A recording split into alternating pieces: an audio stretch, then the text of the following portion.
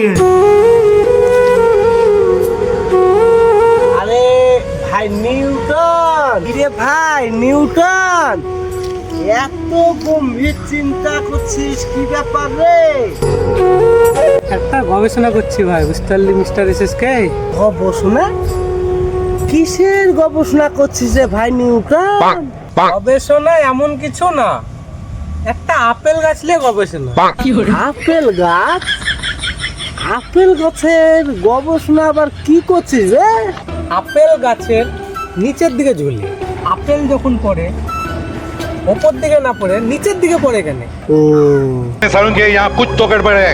ও বড় ভাবনার বিষয় রে, তুই ফেললি আমাকে। তা তোর গবেষণায় তুই কি পালি?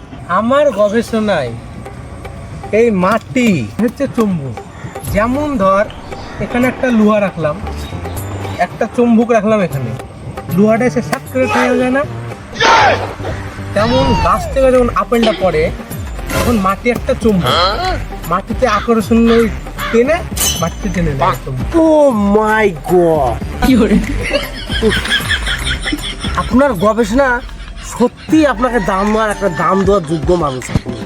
হ্যাঁ, কিন্তু আপনি তো গবেষণা থেকে উদ্ধার হয়ে গেলেন, কিন্তু আমি যে গবেষণা করছি সে গবেষণায় কি করে উদ্ধার হব?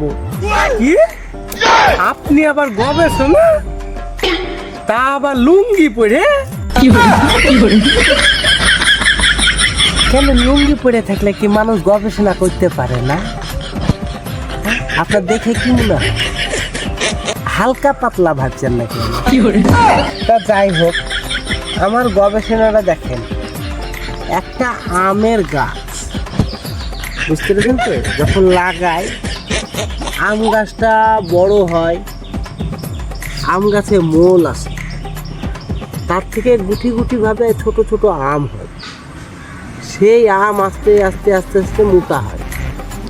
কিন্তু আমার মাথায় একটা জিনিস হয় না, যে আমটা পাকে কেমন করে?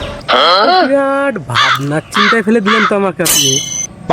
তাহলে বলেন, আজ আমি 3 বছর ধরে এই আম গাছ নিয়ে আমি রিচার্জ করছি। রিচার্জ? রিচার্জ আবার কি রে? ওটা রিচার্জ হবে না রে, ওটা রিসার্চ হবে।